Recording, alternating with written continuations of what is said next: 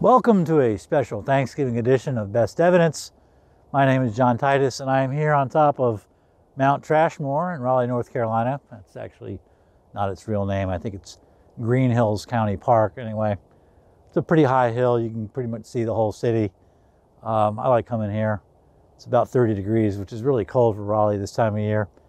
In any case, I hope everybody's having a nice Thanksgiving. What I'm going to do is I'm going to roll a video I previously recorded for something called the Red Pill Conference, which was organized and hosted by Edward Griffin. He had invited me to come down to Lafayette, Louisiana in early November to speak. I could not do that, so I said what I will do in lieu of speaking in person is to record a video. And I did that and I sent it down. It's about 30 minutes. As far as I know, they played it. Maybe they did, maybe they didn't. In any case, I'm going to play it for you here now. And it's very much related to work I've done here on this channel. As you know, if you've watched Best Evidence for any length of time, I've done a lot of videos recently on what the Fed has done during the pandemic, what the Federal Reserve has done in terms of creating new reserves in the monetary system and how that differs from previous iterations of quantitative easing. In prior versions, before 2020, before the pandemic, the Fed was really concerned about propping up bankrupt banks, and because of that, it only needed to create new money in what's called the wholesale monetary circuit. And that has now changed. In 2020, with the pandemic, the Fed has been creating assets and selling them, or it's been creating reserves and selling them to non-bank entities in exchange for assets that it puts on the asset side of its balance sheet. Then by selling to non-bank entities, the Fed has created not only new reserves in the wholesale circuit, it has also created a matching amount of money in the retail monetary circuit. If you do not understand what I'm talking about when I refer to wholesale and retail money in two different circuits, I have a video called Wherefore Art Thou Reserves, which at the 20-minute mark lays out the difference between wholesale and retail money and really explains why it is that we have reserves to begin with. That's a fundamental question. So if you don't understand what I mean, by retail and wholesale money, watch that video, at least the segment I'm talking about at the 20-minute mark. It lays it out pretty clearly, I think. But in any case, I've created a number of videos that explain that the Fed has been doing this, explain the effect of it, namely the inflation of money in the retail money circuit, the money circuit that you and I use. Then I have explained that the Fed has done this pursuant to a plan that was drafted and written and presented by BlackRock to the Fed in August of 2019 in Jackson Hole, Wyoming, and sort of lay out the mechanics of all that. And I've been doing that in videos dating back to August of 2019. What I have not done, though, is to explain why the Fed is doing what it's doing. Why did it follow BlackRock's plan, in other words? And I'll get into that here in this video and explain that what I think the Fed is doing, it is trying to inflate its way, or inflate the way of the United States out of its national debt problem. And I'll get into that a lot more in future videos. This video represents a foray into that topic. So I'm just going to roll it now and get that conversation started. And I'll have a lot more to say about this subject, but this will get us going. Hello, my name is John Titus. I have a YouTube channel called Best Evidence, which really looks at how financial and monetary forces are destroying the rule of law in the U.S. and have been for some time. I am a lawyer and an engineer by training and by education. It is an honor to be speaking here at the Red Pill Expo this year. I have a lot to cover, a whole lot. So let me just dive right in. This is really important material, in my opinion. It's the biggest change to the monetary system since 1913 that we've just been through, and maybe even bigger, and I'll get into that. I'm going to talk about the massive changes to the monetary system under cover of the pandemic narrative. And I want to lead off the discussion with a clip of Federal Reserve Chairman Jerome Powell this year in April, where he makes an absolutely stunning admission concerning the size of the U.S. debt. So let's take a look at this clip. The debt is pretty high, 27 trillion or so, and the annual deficit is now about 2.5 to 3 trillion or so. Is that a concern to the Fed in terms of impacting inflation? So yes, in the over time and in the longer run, the U.S. federal budget is on an unsustainable path, meaning simply that the debt is growing meaningfully faster than the economy, and that's by definition unsustainable over time. Okay, so you heard it right there from the Federal Reserve Chairman's mouth. Unsustainable path of debt. We have never heard language like that before. What he means is the national debt is growing at a rate he calls meaningfully faster than the economy, and we could debate about exactly what that means, but for sure, whatever it means, there is no longer any dispute that the national debt is growing way too fast. It is. And again, that was just this April. By way of that background, I now want to talk about what happened during the pandemic and really under cover of the pandemic narrative.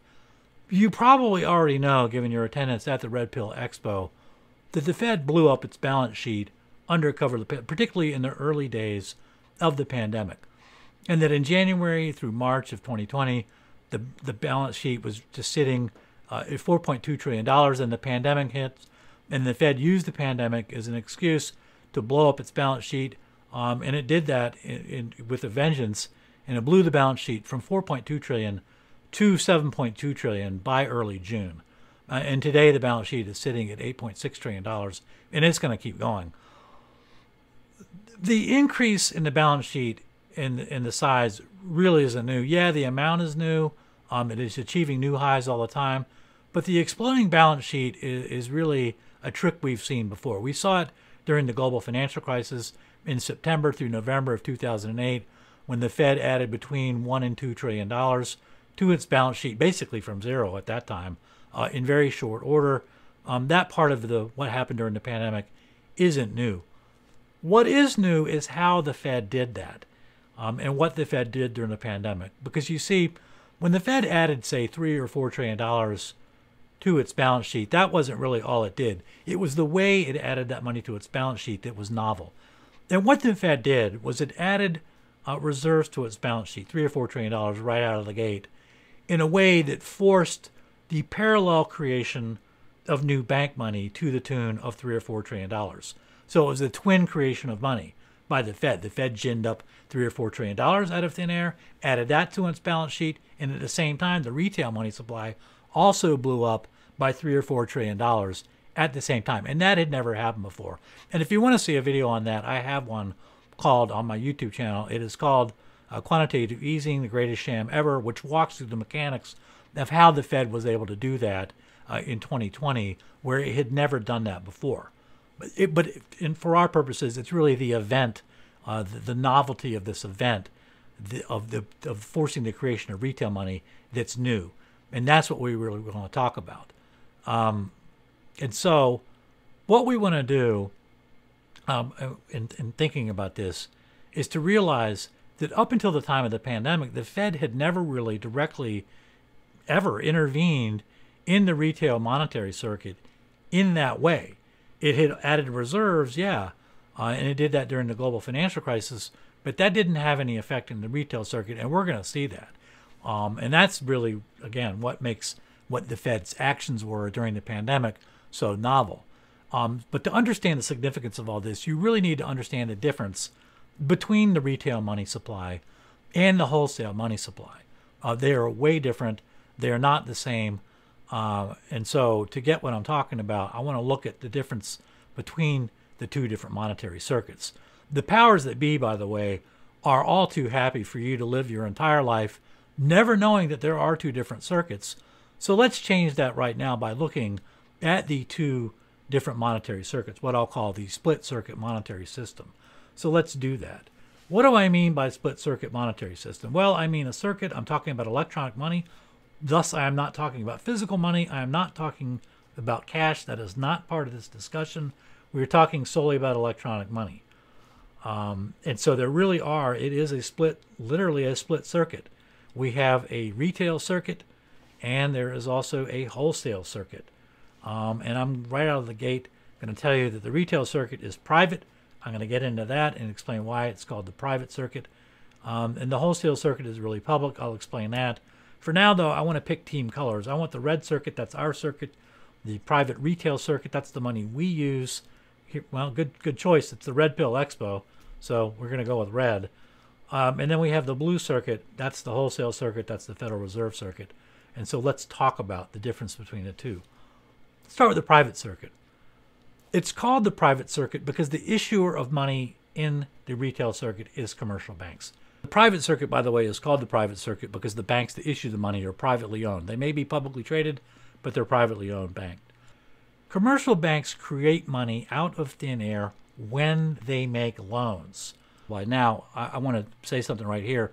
You might be thinking to yourself, I have a bank account at a commercial bank. There's a lot of money in it.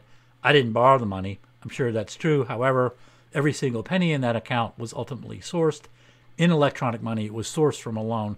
There's no dispute about that whatsoever. And they issue that money into a circuit of bank money users. And when that money is paid back, whatever money was created gets destroyed. And that cycle just continues over and over and over. For a long time, for about a century, there was a debate over whether commercial banks did or did not create money out of thin air.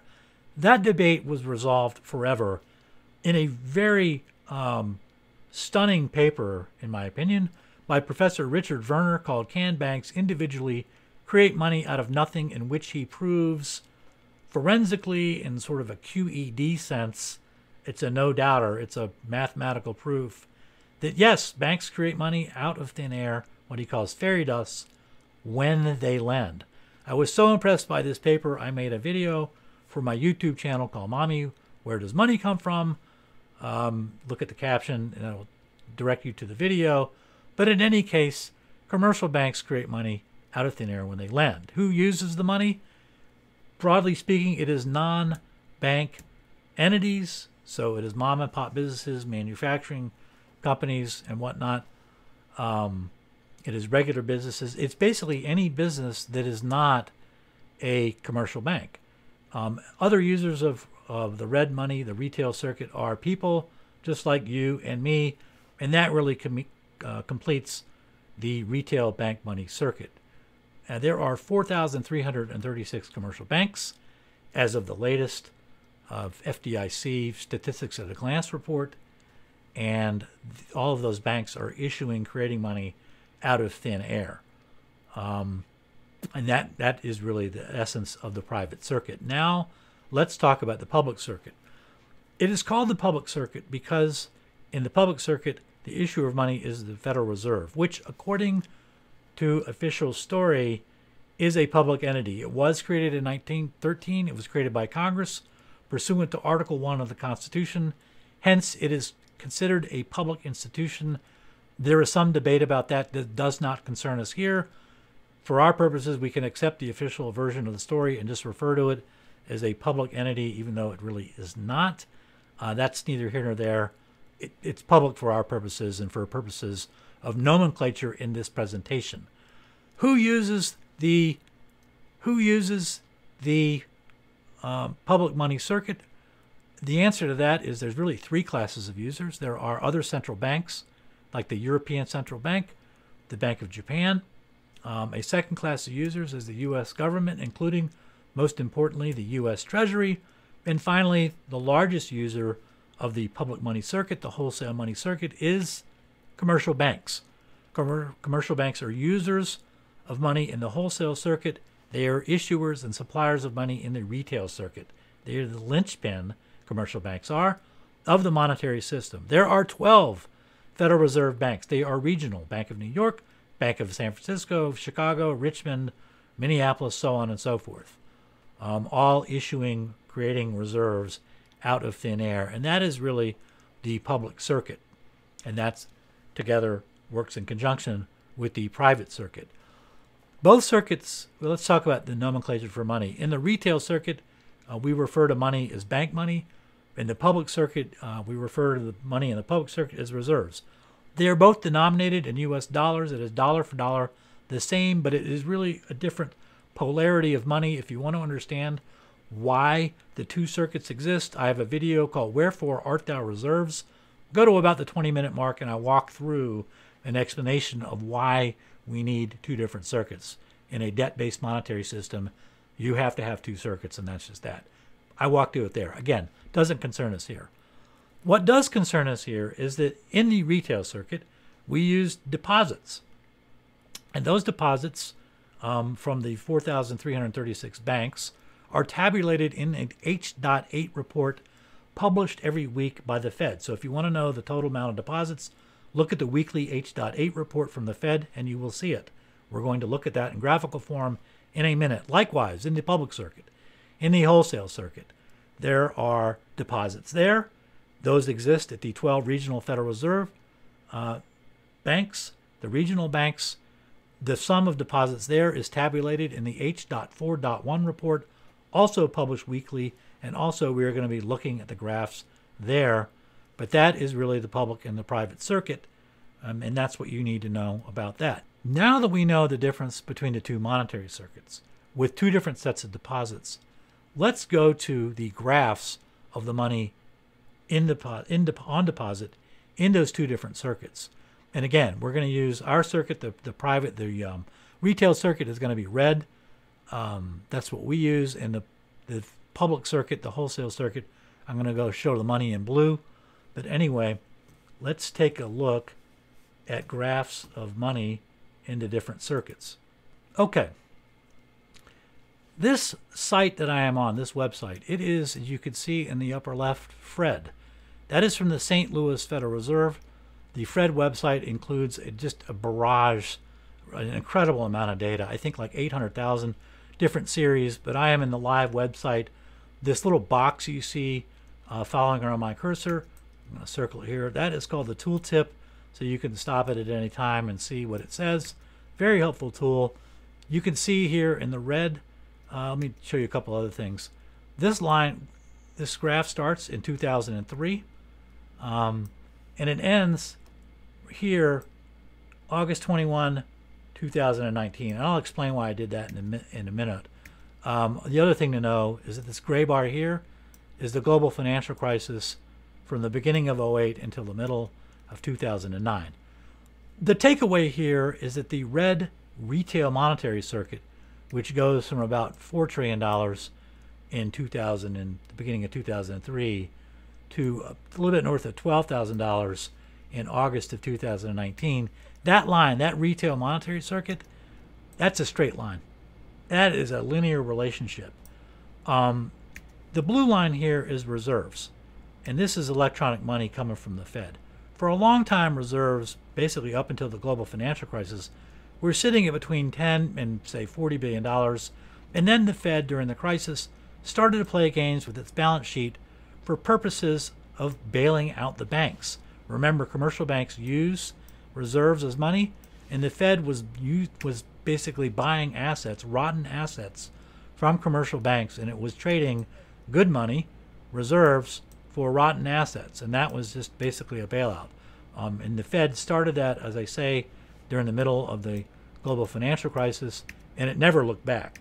You can see the balance sheet never returned to normal. The Fed started to taper for a while, but never finished.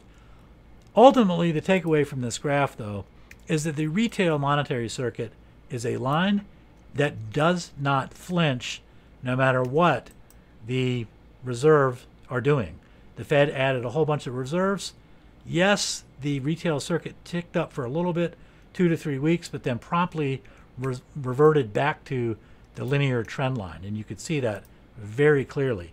And this went on, as I say, until August 21 of 2019. I'll explain the significance of that in a minute, but the red line does not deviate. It stays linear. Basically, remember, this is 2003, but this relationship obtains for 106 years, going all the way back to 1913. And that's just that. Now, you could really see, I'm going to raise this blue line. I'm going to add a constant to it. That doesn't affect the correlation in any way at all. But again, the point here is you can see that the red line doesn't flinch no matter what the blue line's doing. The red line just keeps on trucking. And that's an important thing to realize because that relationship changes during the pandemic. August 21, 2019. What happens then? Well, as it turns out, the Federal Reserve was hosting a conference in Jackson Hole, Wyoming. It hosts a conference in Jackson Hole every year in August. All the bigwigs are there.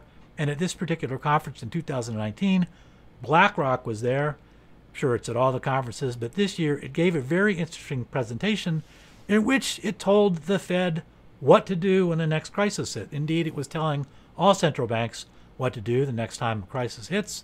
So let's look at what BlackRock's advice to the Fed was, since it turns out the Fed followed it. Okay, so let's just look. Here you go. Here's the BlackRock paper. As you can see, it is called Dealing with the Next Downturn, as I mentioned, published in August of 2019. Actually, August 22nd was when it was presented. Let's just get right into it with no further ado. And you can see there in that first bullet point, there is not enough monetary policy space to deal with the next downturn. Yeah, no kidding. Interest rates are zero. There are more games to play with the interest rate, Fed. So what do? We need to look at the current policy space for global central banks. It's not going to be enough to respond to a significant, let alone a dramatic downturn. Okay? So what do we do about that? Interest rates aren't going to help us. Well, according to BlackRock, what we need is, there you go, fourth bullet point, an unprecedented response is needed. And in particular, what we need is a response that will involve going direct. What does going direct mean? Well, going direct means that the central bank must find ways to get central bank money, that's the blue line, the wholesale money. You got to find a way to get reserves directly in the hands of the public and private sector spenders. Well, how are you going to do that? But we just saw that no matter what you do with the blue line, it has no effect on the red line. BlackRock is saying here, you need to change that, Fed. You need to find a way to get that blue money into the blue public money into private hands. And if BlackRock explores this point a little more further on down, going direct, repeating itself, that's when a central bank is crediting private or public sector accounts directly with money. So you need to get that private, you need to credit private accounts directly with money, even though, as we just saw, that had never happened. Now BlackRock's saying you need to find a way to make that happen, and BlackRock even has some ideas on what you need to do. You need to expand with that money. You need to expand your toolkit, and you need credit easing by way of buying equities. So when you get that public money into private hands, hopefully those private hands are going to put that money into the stock market.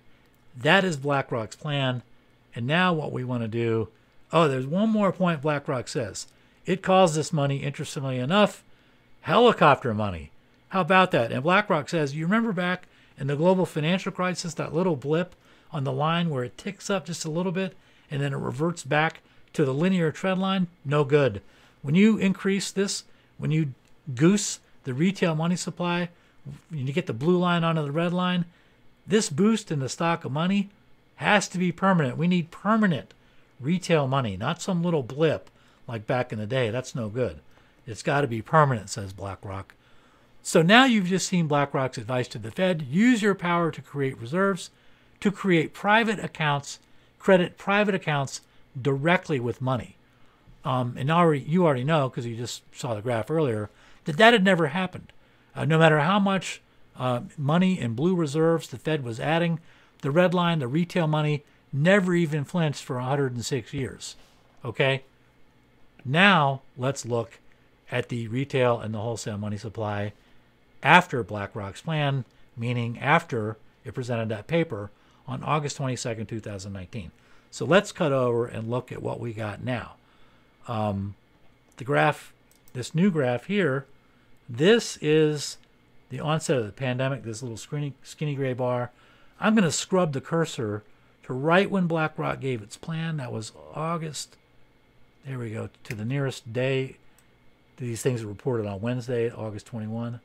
That is where BlackRock gives its plan, its marching orders, basically, to the Fed and says, you need to get this blue line to affect the red line, which had never happened. Not in 106 years had that ever happened. But BlackRock says, you got to change that. And looky here, what happens? it looks like the red line is responding in lockstep with the blue line. And again, I'm going to add a constant value to the blue line here that does not affect the correlation analysis. The R-squared value does not depend on any offset component. So let me go ahead and add the offset here to the blue line so they intersect, and now you can see what's going on. BlackRock gives its paper here, and lo and behold, the New York repo crisis hits here. The Fed starts adding money to its balance sheet, and what happens? The pandemic hits, and the red line, the retail money supply, completely snaps to and begins tracking reserves. Let me zoom in on that so you can see it real clear. That's what's going on. BlackRock paper here, repo crisis here, pandemic here, bam. Retail money starts tracking exactly.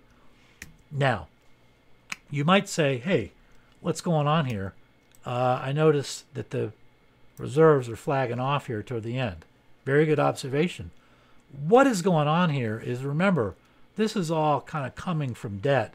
And what the Fed has done here is it is telling its deposit holders on account of the Fed, hey, you've got all this money in deposits. Why don't you take some of your deposit money and buy treasuries? And it starts selling reverse repos to the banks in the wholesale circuit here. And you can see this in the next graph. What I'm going to do is I'm going to add reverse repos to this blue line, which is reserves. And once I add reverse repos to the blue line, to the reserves, you're going to see the total in the next graph. And there you go. That's the blue line is now reverse repos. You can see here up in the heading here, it's reverse repos are added to the graph with the $11 trillion offset. And now you have a complete graph. And you can see that after BlackRock issues its plan here, that every dollar that the Fed adds in reserves gets replicated perfectly in the retail monetary circuit. And that had never happened before. And again, I have a video called Quantitative Easing, the Greatest Sham Ever, that walks through that. But let's talk about this for a minute. Why would the Fed intervene in the retail money supply like this? And the answer is, you saw it at the beginning of this presentation when Jerome Powell said, hey, the debt's out of control. Basically, we have passed the point of no return in debt. We are now borrowing money to pay the juice man. What do I mean by that? Certainly, we're borrowing money. It's not just borrowing money to pay interest. That's always bad when you're borrowing money to pay interest. That's ball game. It's over. Your kneecaps are next. What I mean by juice in this case is borrowing money to pay the interest plus the non-negotiable obligations, plus the Social Security, plus the Medicare and Medicaid, plus what's called the mandatory spending. Now, just this year, we passed the point of no return. Mandatory spending plus interest payments on the debt is now greater than tax receipts. That's ball game. And now the Fed, as Jerome Powell said, recognizes that the debt is out of control, and it is going to try, you've just seen it there, to inflate its way out of this problem. It is borrowing money, say at 1%, 2%, whatever it is. It's inflating the money at 10%, 20%, whatever it needs to. It's borrowing money in more valuable dollars and paying it out with materially less valuable dollars. It's a classic formula for an issuing country to try to inflate its way out of a debt problem. And that's where we are. That's what the Fed is doing. It is the only way out now. The only legal way out of its problems now is for the U.S. to try to inflate its way out of debt with materially less valuable dollars. And really the only way to do that, you can't do that by inflating the blue line. You can't do that by inflating the wholesale monetary circuit. We know that from QE1 during 2008, 2009. We saw the addition of trillions of dollars to the balance sheet. It did not affect, there was no inflation whatsoever back then. So now the Fed is saying, according to BlackRock's plan, we need to inflate the retail money supply. That's how you get inflation. Can't do it with the wholesale money. So the inflation you can see now, it is not transitory no matter what the Fed says. The Fed knows it's not transitory. It's a plan. It's permanent helicopter money. Those are BlackRock's words. It is not an accident. It is according to plan. It is BlackRock's plan. And that is just that. Get used to it. It's here to stay. Thank you so much for watching. Enjoy the rest of the Red Pill Expo, and please come by and see my channel, Best Evidence. Well, I hope you enjoyed that, and I hope everybody has a happy Thanksgiving. Thanks so much for watching Best Evidence, and I will see you soon.